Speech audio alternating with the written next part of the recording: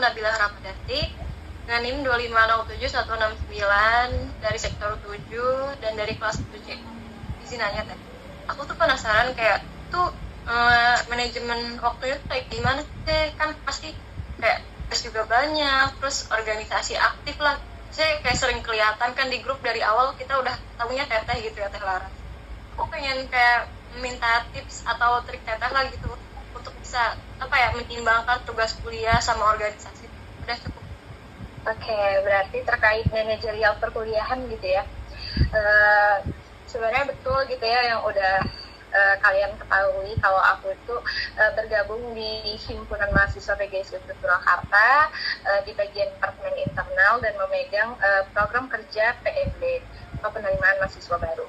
Nah, untuk aku sendiri membagi waktu antara perkuliahan dan juga organisasi itu sebenarnya bikin time schedule aja sih di setiap harinya. Kalau misalnya perkuliahan di hari ini itu tuh semuanya dicatat gitu guys buat jadwal-jadwal perkuliahannya. Kemudian juga misalnya ada kegiatan kepanitiaan atau kegiatan organisasi itu juga dicatat juga gitu ya jadwalnya agar tidak bertabrakan gitu dengan jadwal kuliah.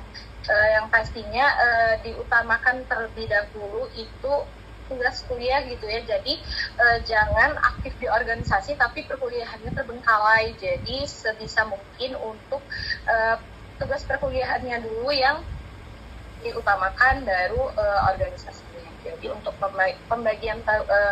pembagian waktunya itu jadi sebisa dari diri kita aja gitu membaginya. Karena kan di satu sisi perkuliahan itu udah jadi kewajiban kita, dan juga memegang program kerja dan juga di organisasi itu juga salah satu kewajiban kita gitu ya, karena memang itu merupakan sebuah tanggung jawab dan amanah yang diberikan kepada kita gitu. Jadi tipsnya yaitu bikin time schedule, bikin list kegiatan apa aja yang bakal dilakukan selama seminggu, selama satu hari, itu tuh dibikin gitu guys, biar gak lupa juga dan gak ada yang ketinggalan atau terlupakan gitu dari setiap tugas kuliah maupun tugas di organisasi begitu. Oke, makasih. Oke, terus sebenarnya nggak terlalu gimana gitu ya. Kalau terkait motivasi itu aku punya satu moto hidup yang dimana ini tuh aku terapin juga gitu ya di sehari-hari aku. Kita berjalan pelan tuh nggak masalah, asalkan kita tuh nggak berhenti. Nah ini tuh yang aku terapin ke diri aku sendiri.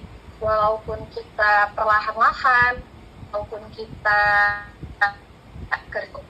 ya santai, tapi tetap dikerjakan, tetap terjalani, tetap dibawa enjoy aja gitu setiap ada penugasan atau kegiatan apapun.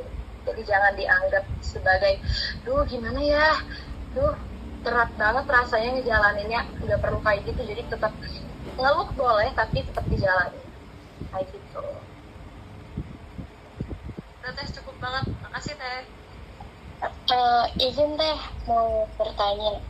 Boleh. Belum memperkenalkan diri ya Teh. Nama aku Delimra Mutiara Febriani dengan nomor NIM 2509292 dari kelas 1D. Izin Teh mau bertanya terkait yang namanya setiap hari pasti ada yang namanya mood-moodan ya Teh. Terus juga tiap hari dan mental pun setiap orang beda-beda. Gimana caranya Teteh bisa tetap semangat, terus tetap bisa profesional menjaga mood, terus juga mental yang harus terjaga dengan baik dalam menjalankan hari-hari di kuliah, itu kayak gimana Teh? Terima kasih. Cara aku untuk menjaga mood gitu ya, dari banyaknya padatnya jadwal perkuliahan dan juga di organisasi, itu pastinya aku tuh ngejalaninnya tuh suka-suka aku, jadi nurutin mood aku, tetapi aku juga harus tahu kalau aku nggak boleh nih kayak gini terus, aku nggak boleh nurutin mood aku terus, karena kalau misalnya aku nurutin mood pas banget mager-mageran, yang pastinya tugas-tugas dari perkuliahan maupun organisasi kan pastinya nggak berjalan dengan baik gitu ya. Jadi ya dari diri kitanya sendiri juga harus tahu di mana kita tuh harus kayak nggak boleh, aku nggak boleh kayak gini, aku nggak boleh moodnya kayak gini terus. Nah, salah satu yang aku biasa lakuin tuh kalau misalnya buat ngejaga mood itu aku ngelakuin hal yang aku suka. Misalnya aku jajan buat naikin mood gitu, paling gitu. Baik, terima kasih Teteh. Sebelumnya perkenalkan, aku Safira dengan NIM 2500123 dari kelas 1A. Kan kita ini masih terbilang baru ya Teh, dan kita juga belum mengenal lebih dalam terkait dosen-dosen yang mengajar di Prodi PGSD. Nah, apakah ada dosen yang membuat Teteh itu terinspirasi dengan gaya mengajarnya yang unik? Apakah ada Teh? Terima kasih. Dosen yang jadi inspirasi aku, Miss Nadia. Kalian tahu Miss Nadia gak? Tahu Teh? Yang kemarin kali model Teh ya? Iya, dia jadi dosen di PGSD, dosen mata kuliah bahasa Inggris.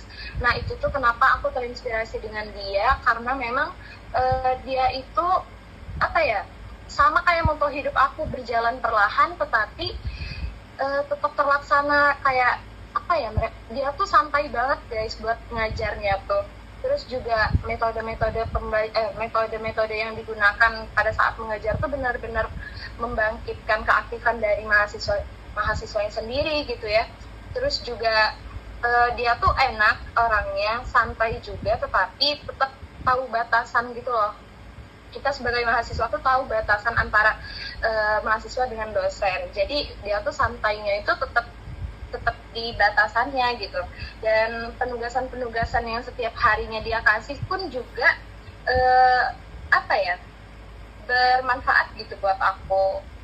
Terus juga melatih kreatifan mahasiswanya juga. Dan kita tuh dikasih penugasan tuh nggak yang cuman dikasih tok bikin ini bikin itu, enggak. Jadi benar-benar terstruktur gitu dalam pemberian penugasannya, seperti itu. Jadi Miss Nadia salah satu inspirasi aku.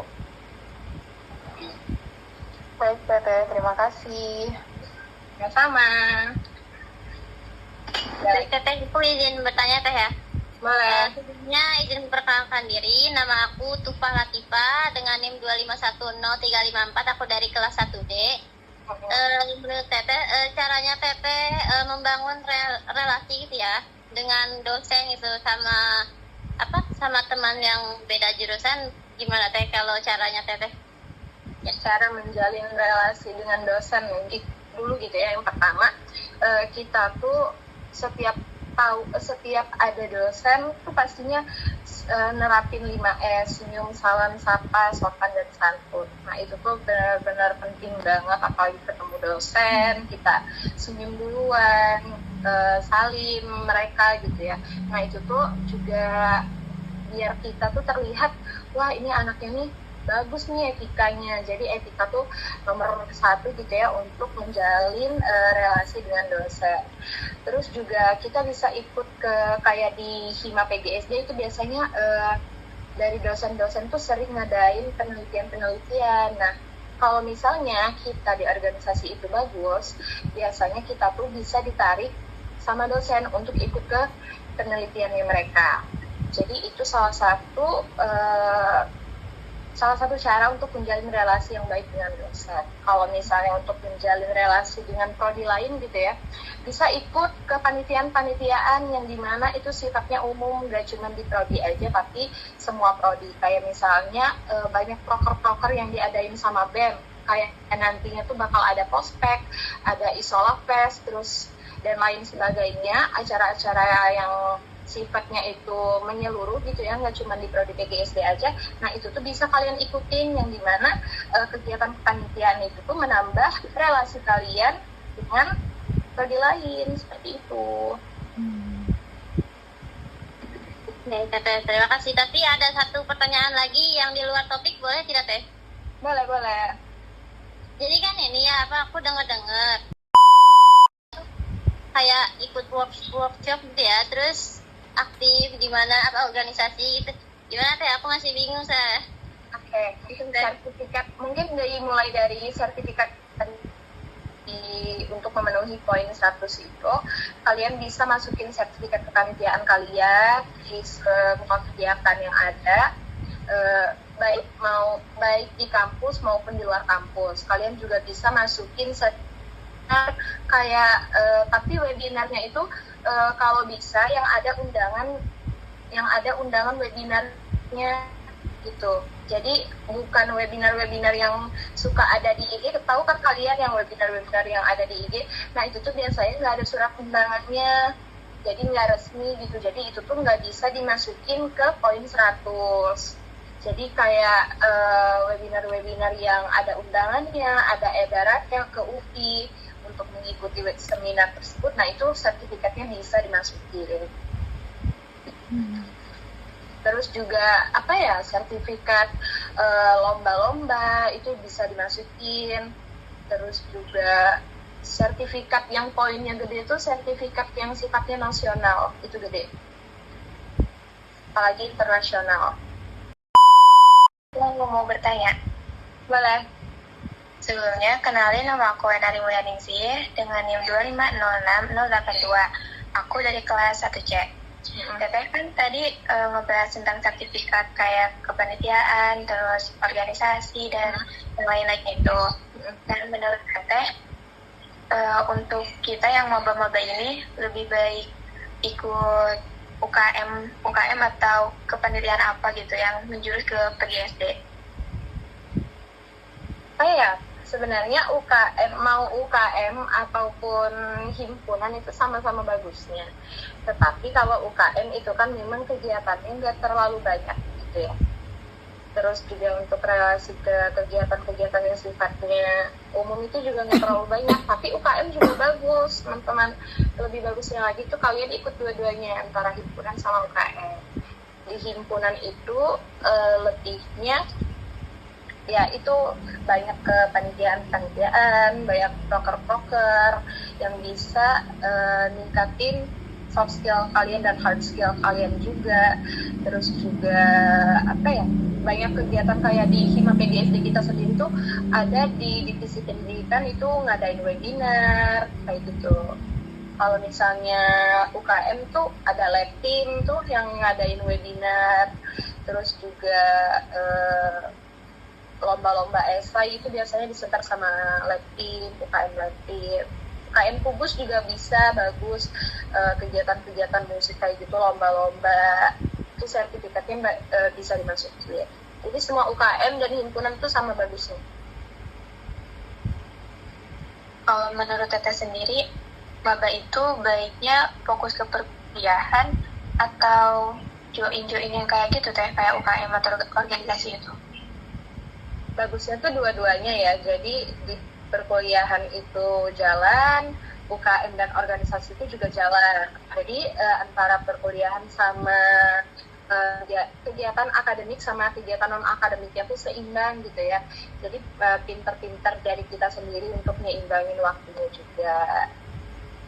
Jadi menurut aku perkuliahan tuh penting banget, tapi UKM atau himpunan tuh juga nggak kalah penting. Karena kalau cuma fokus kuliah aja, kuliah pulang, nggak relasinya juga nggak meluas gitu kan. Kayak kita nggak kenal sama prodi lain ya, karena memang kita nggak pernah keluar dari zona nyaman kita, yaitu prodi PGSD. Boleh. Nanti karena sebelumnya aku ingin perkenalkan, nama aku Lila Dusun Fajarianti dengan NIM 2508442. Aku dari kelas 1. Izin bertanya, kan kita kan berarti kan ikut kayak organisasi gitu ya Teh. Itu gimana sih cara langkah awal kita kayak biar bisa join gitu, aktif gitu di PGSD? Kayak awalnya tuh kita mulainya dari mana sih Teh? Terus pesannya juga buat kita sebagai maba, pasti kan kita juga mau join kan ke organisasi gitu biar aktif gitu. Pesannya tuh kayak biar kita bisa nyeimbangin, biar nggak keteter gitu antara tugas-tugas yang dikasih sama organisasi gitu. Masih Kakak? kalau mau ikut organisasi itu kan biasanya itu kan bakal diinfoin ya di IG Hima PGSD Surakarta. Nah itu tuh biasanya ada beberapa syarat juga yang harus kalian penuhi, kayak misalnya dari berbagai departemen itu biasanya itu ada kriterianya sendiri gitu ya terkait pengurusnya itu seperti apa. Nah kalau di Hima PGSD itu kalian harus siapin mental kalian rasa tanggung jawab kalian itu harus disiapin, karena memang memegang suatu proker dari organisasi itu nggak gampang, jadi harus penuh tanggung jawab dan juga dengan penuh rasa tanggung jawab dan juga kayak kalian tuh ngejalaninnya tuh bukan semata-mata ini tuh udah dikasih ke aku berarti ya aku udah join ke Hima, aku udah dapat proker ini. Itu tuh kalian harus jalaninnya tuh sungguh-sungguh. Terus tadi apa lagi ya? Kayak pesannya kakak buat kita semua yang mau ikut join ke organisasi gitu, itu kayak gimana ya? Pesannya kalian persiapin dari sekarang gitu ya, jangan pas mentok pas ada pendaftaran baru gitu kalian menyiapin kalian untuk wawancara dan segala macam, jadi bisa dipersiapkan dari sekarang. Terus juga personal branding kalian selama di kampus, selama ospek nanti juga bakal dinilai juga gitu ya sama akan teteh dari pengurus Hima PGSD.